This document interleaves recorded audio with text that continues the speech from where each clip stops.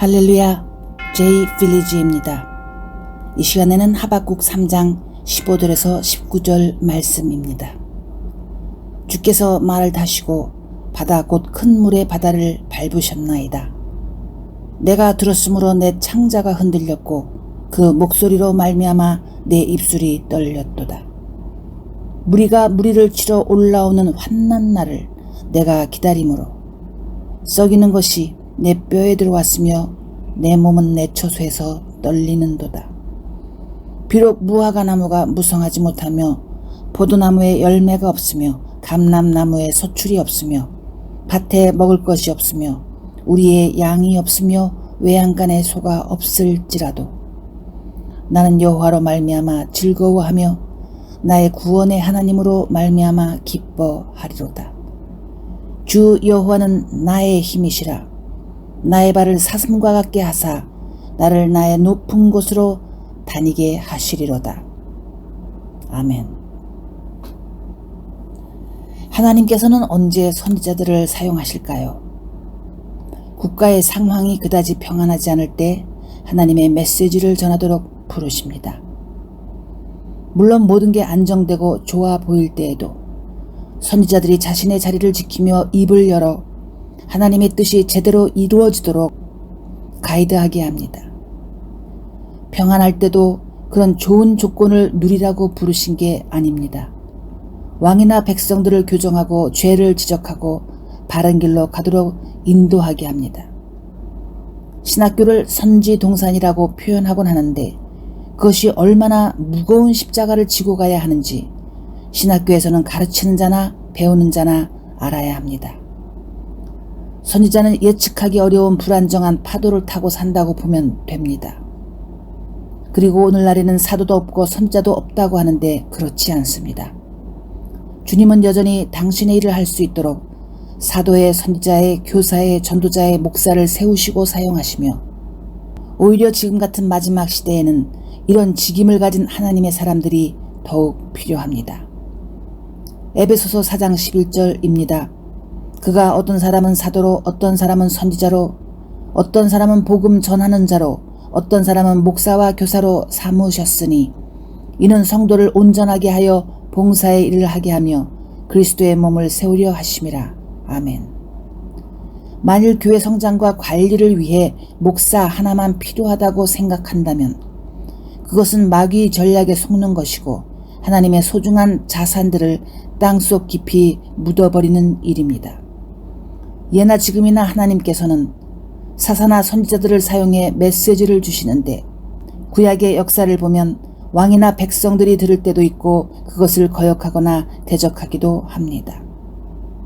하박국서를 보면 기원전 612에서 605년쯤 기록되었으리라 추측합니다.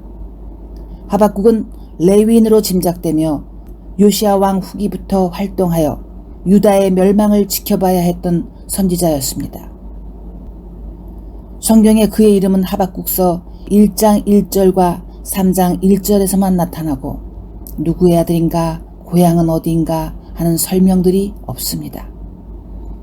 그때는 유대 왕국이 이미 어렵고 패망의 길로 가는 시기로서 왕은 여호야킴이었는데 악한 왕이었습니다. 열왕기 하 28장에 나와 있습니다. 그런데 사람이 악하면 아무리 하박국이나 경건한 하나님의 종들이 조언을 하고 경고를 전해도 그 마음과 양심이 화인을 맞아 회복시키기도 돌이키기도 어렵습니다. 이런 때 듣거나 말거나 하박국 같은 선지자들은 국가와 지도자들과 백성들을 향해 쓴소리를 외치는데 그것을 외치는 주의 종들의 마음과 환경도 쓰디쓴 고통으로 가득합니다.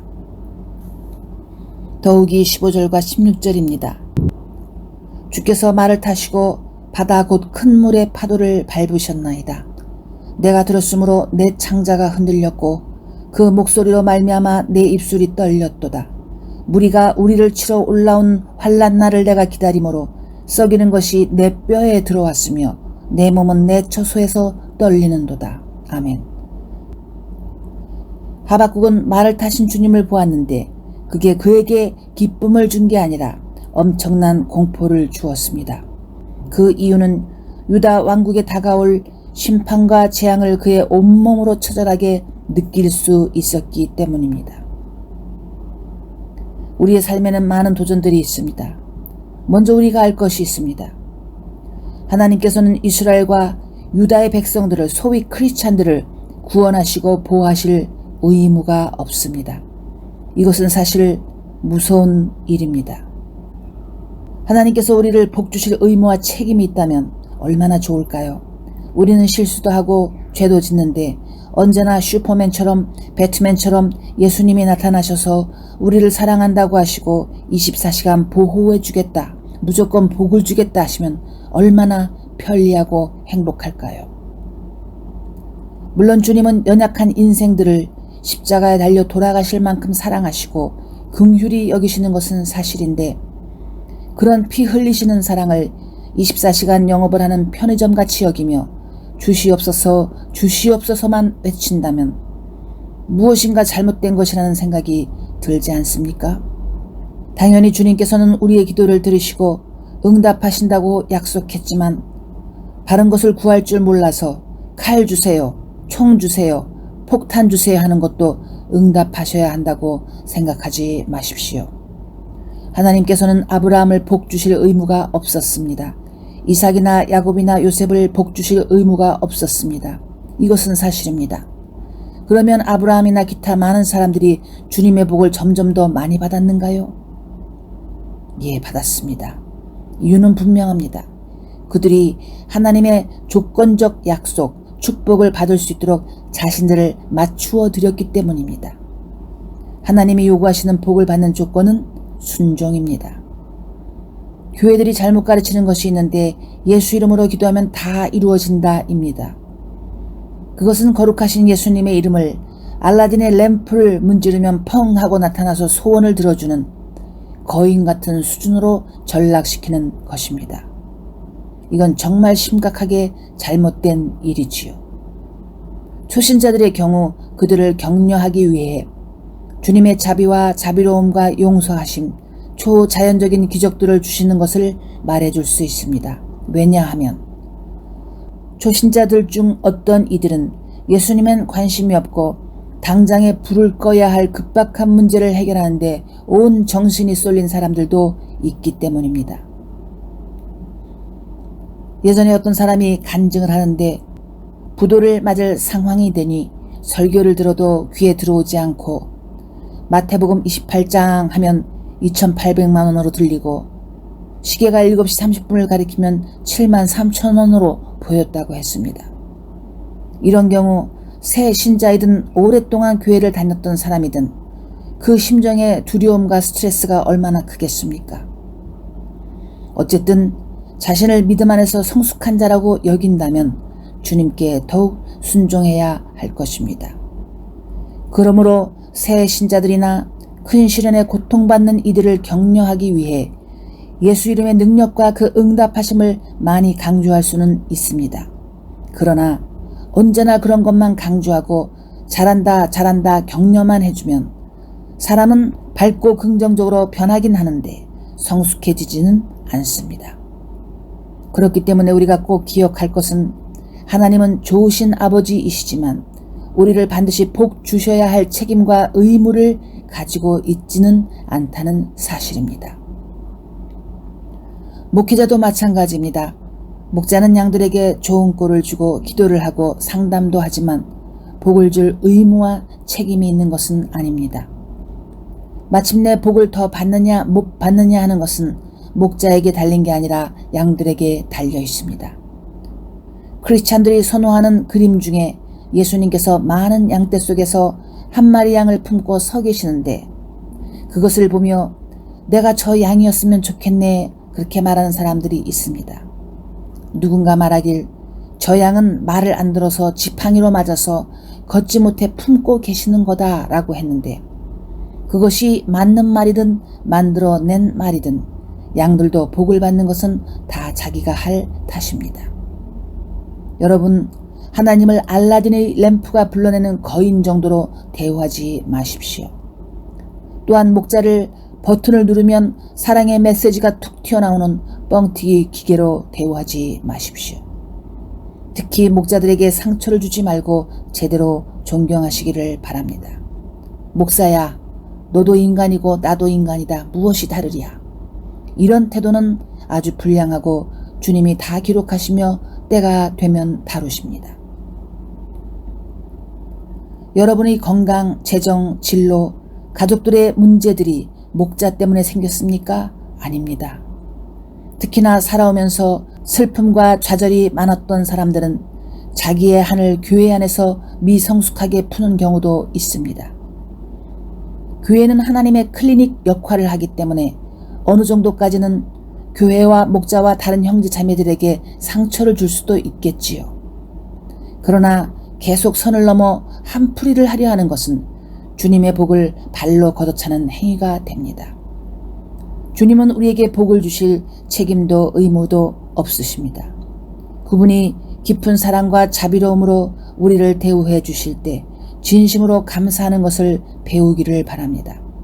아니면 양들이 받을 주님의 기적과 복이 연기되거나 심지어는 취소되는 경우도 있습니다. 하박국이나 아모스가 국가와 사람들을 주님의 메시지로 깨우치고 축복하려 할 때 그들이 이 선지자들을 어떻게 취급했습니까? nobody로, stranger로 취급했습니다.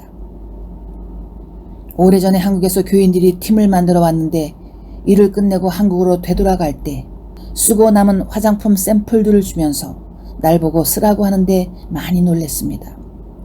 로션이라도 따로 한 병을 사와서 주던지 하면 좋을 텐데 새끼 손가락만한 샘플 쓰고 남은 것을 주는데 싫다고 할 수도 없고 받기는 했지만 아주 거지 같은 심정이었습니다. 교인들이 주여 주여 하면서 주의 종을 노바디로 취급을 하면 하나님도 교인들을 노바디로 취급하십니다. Who are you? 나는 너를 모른다. 이렇게 말씀하실 수도 있습니다. 하나님은 여러분에게 복을 줄 의무가 없습니다. 이스라엘도 망하고 유대도 망했습니다. 그러면 그것이 하나님의 직무유기였습니까? 아닙니다. 이스라엘이나 유대가 망할 필요가 없었습니다. 천지를 지으신 하나님께서 그들을 이끄셨는데 그들이 하나님의 말씀에 순종했다면 왜 망했겠습니까? 또한 우리의 삶에서 회개는 많은 고난들을 극복할 수 있는 능력을 줍니다. 한 번은 어느 목사 부부를 만났는데 헤어지고 나서 내가 무슨 부정적인 말 실수를 한 것이 생각이 났습니다. 그것은 우리의 관계나 교제를 깨트리는 것은 아니고 그냥 넘어갈 수 있는 아주 작은 것이었는데 그래도 그 실수가 생각이 나며 마음이 무거웠습니다. 그래서 회개했습니다. 주님, 절 용서해 주세요. 제가 말 실수를 했습니다. 그리고 며칠 후 비행기를 타고 어느 나라로 가는 도중에 또 생각이 났습니다. 그래서 또 회개했습니다. 아마도 성령께서 작은 일이지만 더 회개하고 더 조심하며 말하라고 알려주시는 것 같았습니다. 여러분은 생각하기를 나는 한 번 이미 회개하면 됐다고 교회에서 배웠는데 왜 회개를 반복해서 해야 하나? 그것은 불신앙인 것 같은데. 그런데 어떤 일들은 하나님께서 여러 번 회개하게 하며 경고를 주실 때도 있습니다. 우리의 마음을 누르시면서 무거운 죄책감을 갖게 하실 때가 있습니다. 아십시오. 회개는 분명히 특별한 하나님의 선물입니다. 난 예전에 어느 외국 자매에게 참다 못해 마침내 매우 화가 나서 하나님께서 심판해달라고 기도한 적이 있습니다. 그것을 취소할 마음이 지금도 없습니다. 난 그 자매를 용서하긴 하지만 하나님께서 그 사람을 단단히 다뤄주시길 기도했습니다. 못된 버릇과 오만함으로 교회를 망가뜨리고 다른 형제자매들을 자기 발의 때만큼도 여기지 않았기 때문입니다. 만일 그 자매가 내게 와서 무릎을 꿇고 엄청나게 회개한다고 해도 못된 습성을 바꾸긴 쉽지 않을 것 같습니다. 이런 사람은 그냥 미안해요, I'm sorry 해서 상처받은 사람들의 마음을 녹이기가 어렵습니다. 이스라엘이나 유다 왕국의 사람들은 회개를 해야 했고 아니면 심판과 저주가 아주 클 것이라고 했는데 그들은 듣지 않았습니다.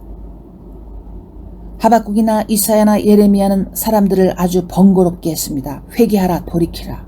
회개하라 돌이키라. 회개하라 심판이 다가온다. 대부분의 사람들이 선지자들의 경고를 싫어하고 미워했습니다. 그것이 100만 불짜리 축복의 메시지라는 것을 몰랐습니다. 이제 또한 믿음의 사람들은 어려움과 고통이 있다는 것을 인정하고 그것을 이겨야 합니다. 하박국 3장 17절입니다. 비록 무화과 나무가 무성하지 못하며 포도나무에 열매가 없으며 감람나무에 수출이 없으며 밭에 먹을 것이 없으며 우리의 양이 없으며 외양간에 소가 없을지라도. 끔찍한 말이지요. 아주 오래전에 어느 기도회에서 본 일입니다. 당시 60대의 한 중보 기도자가 20대 자매의 요청으로 기도를 해주는데 두 사람은 서로 모르는 사이였습니다. 그 중보 기도자는 기도를 깊이 하고 신실하게 하는 사람으로 기도 중에 자매에게 이 하박국 3장 17절 18절을 주님께서 주시는 말씀이라고 하였습니다. 그리고 그 소식이 들렸는데 그 자매 집이 폭삭 망했고 가족은 큰 시련을 겪으며 동서남북으로 다 흩어졌습니다. 왜 그 자매의 집이 폭삭 망했습니까? 이 말씀을 받아서가 아니라 이미 그 가정은 하나님께서 허물고 새 집으로 지으시려고 계획하셨기 때문입니다. 특히 17절은 아주 무섭습니다. 18절은 그 고통을 믿음으로 극복하는 모습이 담겨 있습니다. 이것들은 큰 부담이고 큰 도전입니다. 여러분은 이런 도전들을 극복할 수 있겠습니까? 기억하십시오. 주님께서는 우리들에게 큰 은혜와 복을 주시려고 다 준비하셨습니다. 때론 달콤한 메시지와 때론 쓴 메시지를 주시는데 다 우리들을 유익하게 하려 하심입니다. 제대로 생각하고 행동하십시오. 제발 돌 대가리가 되지 마십시오. 한국인의 농담에 머리가 돌이면 팔다리가 고생을 한다고 했습니다. 우리가 크리스찬으로서 늘 이스라엘에 대해 배우는데 사실 이스라엘은 둘째치고 우리나라 한국의 상황도 기도가 많이 필요합니다. 유다 왕국을 위해서 하박국은 외로이 외쳤는데 한국을 위해서는 이미 성경에 다 기록해서 보기도 쉽게 배우기도 쉽게 해놓지 않았습니까? 여러분 지갑 속에 돈이 있다고 해서 아직 수입이 있다고 해서 안심하지 마십시오. 머리가 나쁘면 안 됩니다. 머리에 성령의 은혜와 지혜가 부족하니까 몸이 고생하고 나라가 고생을 하는 것입니다.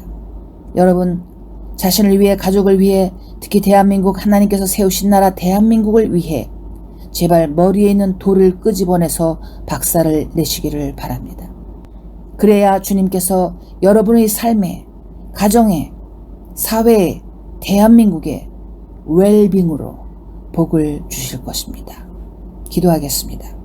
하나님, 저희가 많이 부족합니다. 성경을 통해서 수많은 경험들, 체험들, 그 생생한 역사들을 보고 배우면서도 우리는 그러한 것들을 오늘날 반복합니다. 이 어리석음을 용서해 주시옵소서.